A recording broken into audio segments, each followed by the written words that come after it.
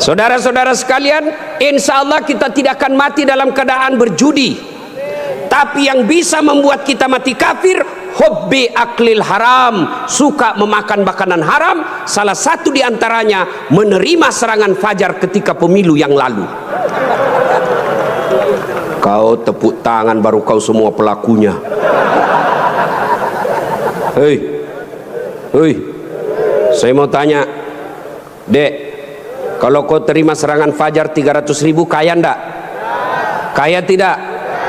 Ibu-ibu, kalau menolak serangan fajar miskin tidak? Miskin tidak? Tapi yang pasti bulan 11 kalau kau terima serangan fajar, itu maknanya kau hancurkan Provinsi Riau yang ditegakkan dan dibangun oleh para ulama. Kalau kau terima 300.000, ibu bapak, yang kau terima 300.000, itu maknanya kau tutup masa depan anakmu yang cerdas untuk jadi pejabat. Kenapa? Karena yang bisa jadi pejabat yang hanya punya duit. Mampu menolak serangan fajar? Mampu? Baru 100 orang. Bisa? Bisa? Ya Allah, dengarlah janji hambamu. Kalau bulan 11 dia terima serangan fajar, buat hidupnya sengsara dunia akhirat. Bos, anak muda, kalau korupsi 70 miliar masuk neraka, rasa-rasanya di dunia dia nikmati. 75 miliar bisa nikmati keliling-keliling dunia. Tapi kalau 300.000 masuk neraka, itu namanya beleng-beleng. Wa qala idzan bismillahirrahmanirrahim. Innallaha wa malaikatahu yusalluna 'alan nabi.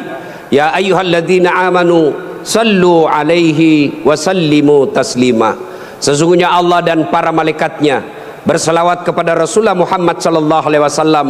Maka wahai orang-orang yang beriman, bersalawatlah kalian kepada Rasulullah dengan sebaik-baik salawat. Sadaqallahul azim, maha benar Allah dengan segala firman-Nya.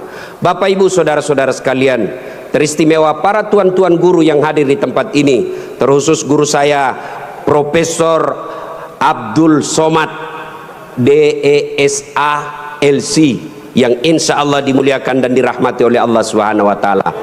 Beliau orang Melayu, saya orang Bugis. Orang Melayu perbedaannya, kalau orang Melayu takut sama istrinya, tidak percaya dengar tadi puji-puji istri, karena siaran langsung ditengok istri di rumah macam-macam, tidak ada. Kalau kami orang Bugis tidak takut sama istri, cuma istri lebih berani dari kami.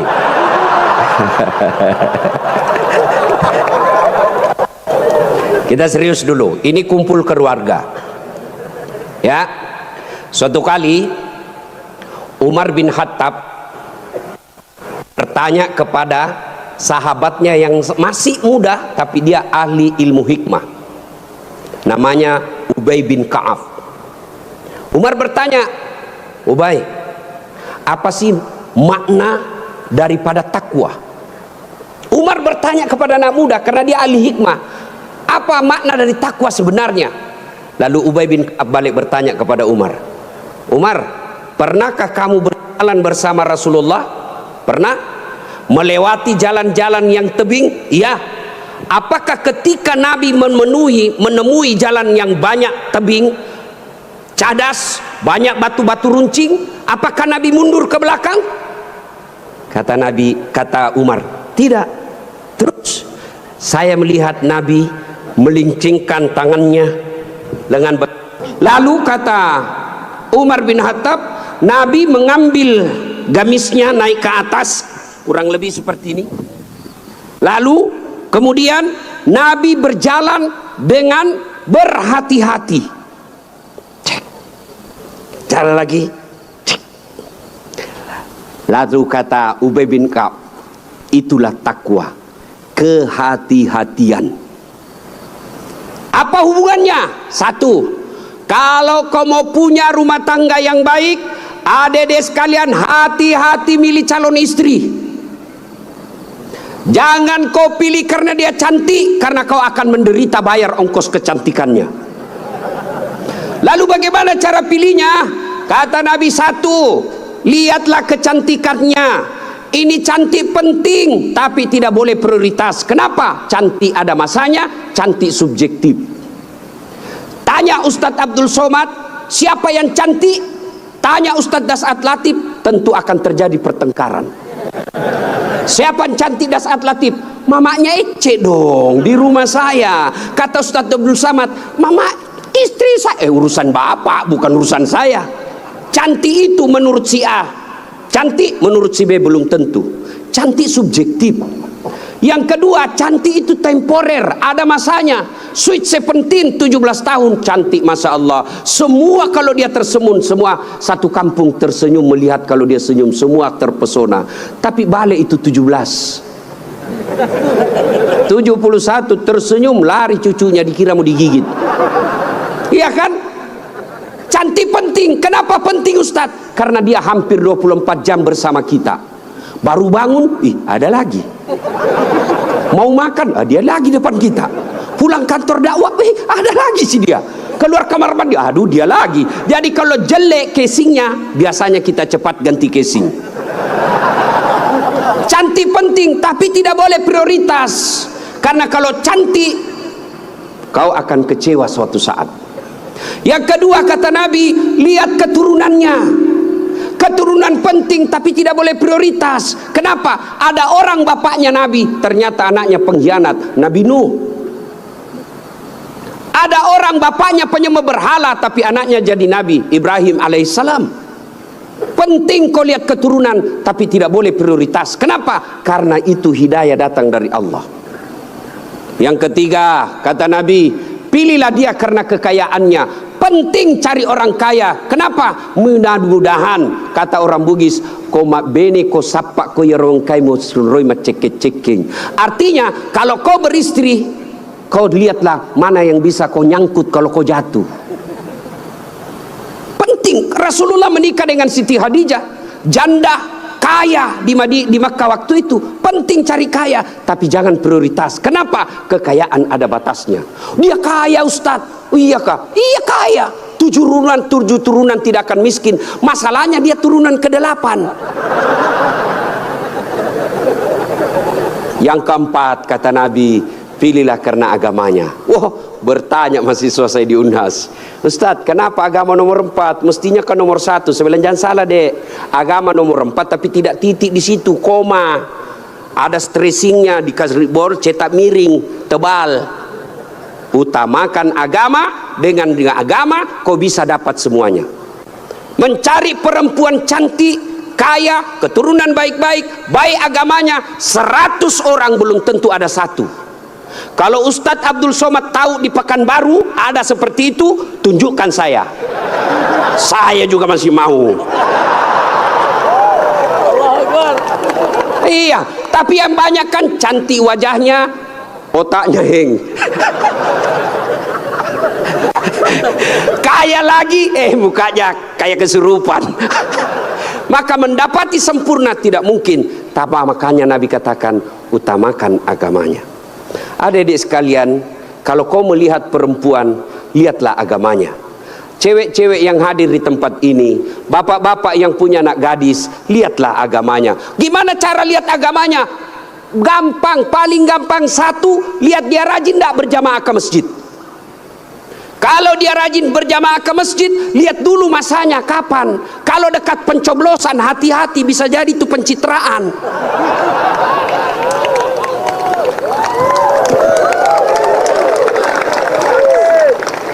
Ada juga di Pekanbaru begitu? Ada? Kau salah, kenapa kau pilih? Ya, hati-hati milih istri. Cewek, kalau kau mau lihat cowok yang baik, lihat sholatnya. Kalau kau berjalan bertiga, tiba-tiba masuk waktu sholat dia gelisah, dek cari masjid dulu, itu sudah harapan. Tapi begitu kau bilang dek, dia bilang dek, Bang, sholat dulu dong, sudah mau asar ini kita belum sholat duhur. Nanti kau lewatin surga, besok aja lagi sholat. Sudah selesaikan, langsung katakan wabillahi taufiq wal hidayah, say goodbye.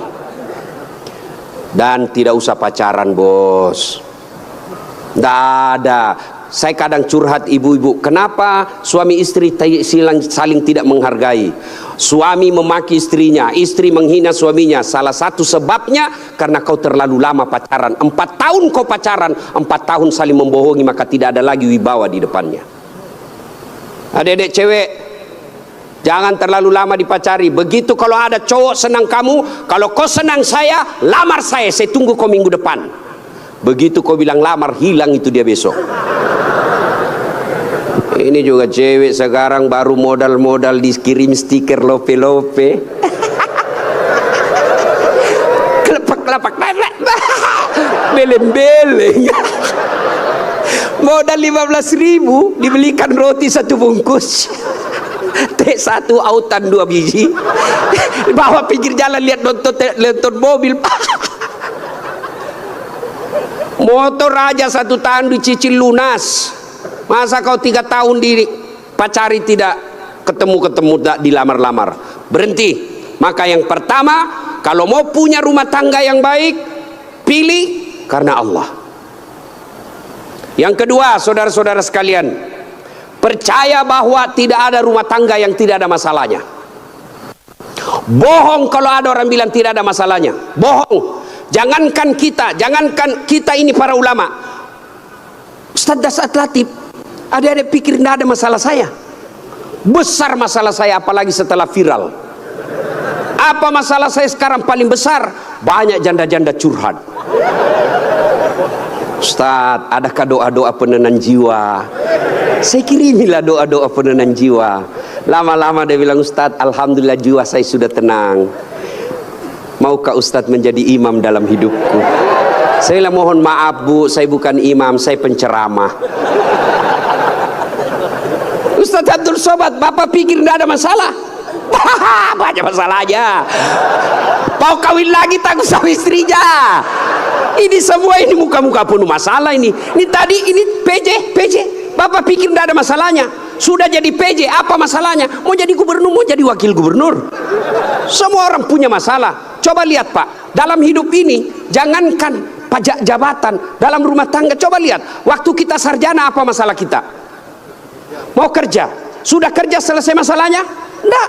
Mau jadi kepala bagian, sudah jadi kepala bagian selesai masalahnya? Enggak. Mau jadi kepala dinas, sudah kepala dinas selesai masalahnya? Mau jadi sekda, sudah jadi sekda selesai masalahnya? Mau jadi gubernur, sudah jadi gubernur selesai masalahnya? Enggak. Mau 2 periode, sudah 2 periode selesai masalahnya? Ditangkap KPK. Nah, ada orang tidak ada masalahnya Pak. Semua orang punya masalah. Iya kan? Maka percaya semua orang punya masalah. Adik-adik, kalau istrimu cantik kau kira bukan masalah? Istri cantik digoda orang, masalah. Apalagi kalau jelek suaminya, lebih masalah lagi. Berarti bagus kalau jelek istri jelek dihina orang, masalah. Apa masalahnya? Kita lagi yang malu jalan sama dia. Jalan aja, duluan aja dek, nanti kita ketemu di gedung. Sampai di gedung, mana kau bang? Anda jadi dek, saya mencret. Istri cantik masalah, tidak ada istri juga masalah. Jangankan kalian, kurang apa mulianya Rasulullah, kurang apa cintanya Allah kepada Rasulullah. Sampai Rasulullah dijelaskan, andai bukan karena engkau Muhammad, saya tidak ciptakan dunia dan isinya. Karena cintanya Allah kepada Nabi. Apakah tidak ada masalahnya? Allah Karim, belum lahir sudah ada masalahnya. Apa? Yatim, bapak sudah wafat. Lahir baru beberapa hari diambil sama ibu susunya 4 tahun. Kembali ke ibunya 6 tahun sudah wafat. 2 tahun saja bersama ibunya.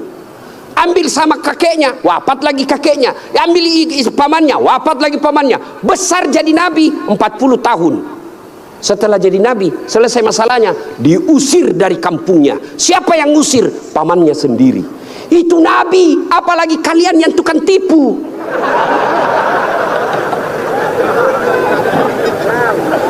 tidak ada masalahnya. Samping kanan saya ini banyak masalahnya juga Pak. Samping kiri saya Abdul bersaudara banyak juga masalahnya Pak. Maka Allah katakan, Das'at, seolah-olah Allah ingin berkata, Das'at, Abdul, kalau ada masalahmu mau jadi gubernur, bukan menjilat, bukan nyogok, tapi apa masalahnya? Kalau ada masalahmu Allah sampaikan, ista'inu bisabri wassalah. Sabar, perbaiki solatmu, saya yang selesaikan masalahmu. Jadi ibu-ibu kalau ada masalah dalam rumah tangga, sabar. Yang kedua, perbaiki solat. Jangan kau curhat di medsos. Tak kusangka kau begitu. Teganian kau. Emangnya kalau kau curhat di medsos, ada yang netizen yang bangun salat tahajud 8 rakaat untuk doakan kamu? Paling dia doakan kamu di status, semoga bahagia ya, hihihi. Memangnya itu status Tuhan mau baca? Maka begitu ada masalahmu, sabar. Sudah sosialisasi, sudah kampanye, sudah jual tanah, tidak terpilih, sabar. Iya toh? Saya dulu Pak PJ 2014 ikut juga Pilwali di Makassar. Iya, kalah tidak, cuma yang menang lebih banyak suaranya. Saya tidak mau dibilang kalah, nggak mau, dia lebih banyak suaranya. Andai saja saya jadi wali kota waktu itu, saya tidak tampil di depan Masjid An-Nur ini. Allah kasih yang terbaik. Sabar, yang kedua perbaiki sholat. Nah, dalam rumah tangga pasti ada masalah. Ustadz, jelek suami saya.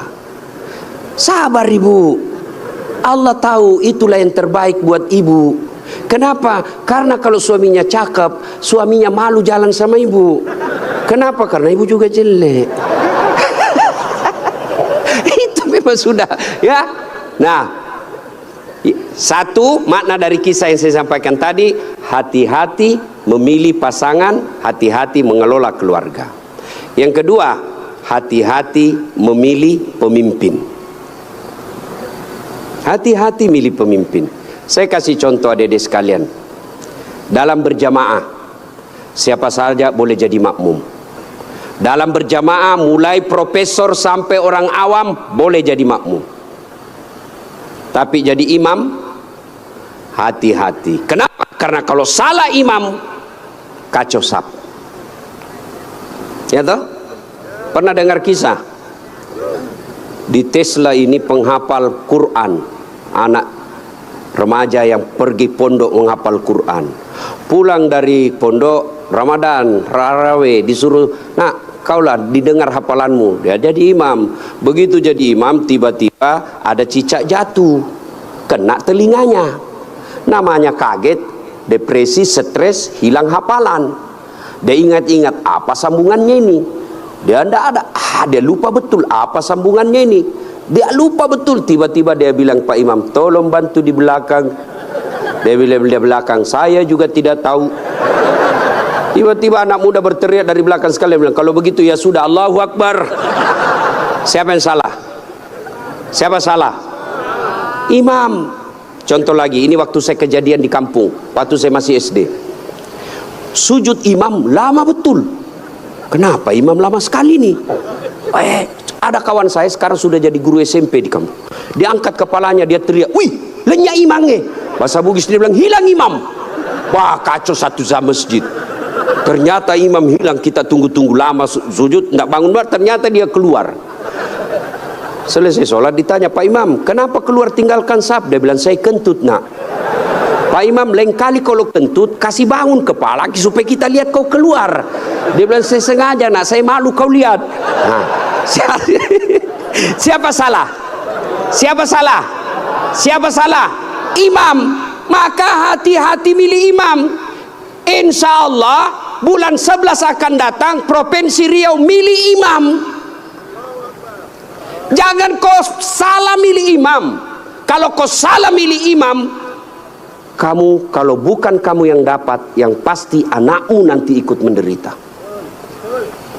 Ini Riau kan kaya. Saya pergi ke Dumai, gasnya besar, minyaknya luar biasa.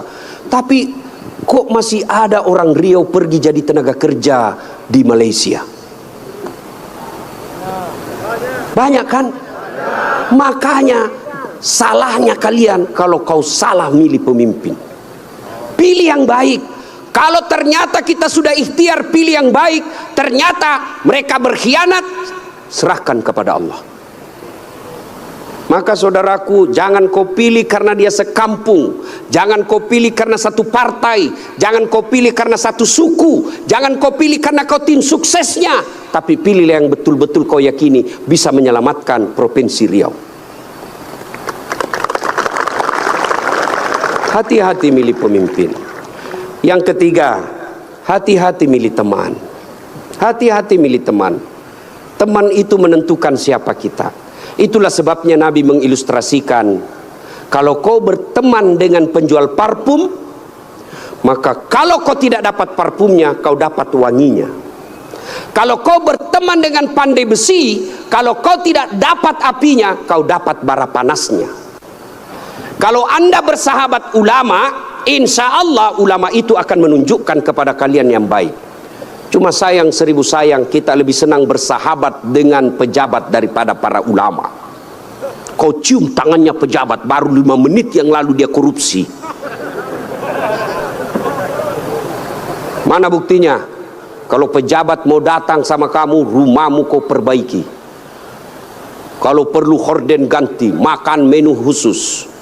Begitu kau jemput penghafal Quran, kau jemput, kau kirimi ojek, Grab, rusak lagi stang kakinya satu, setengah matilah kita di belakang tak gantung kaki.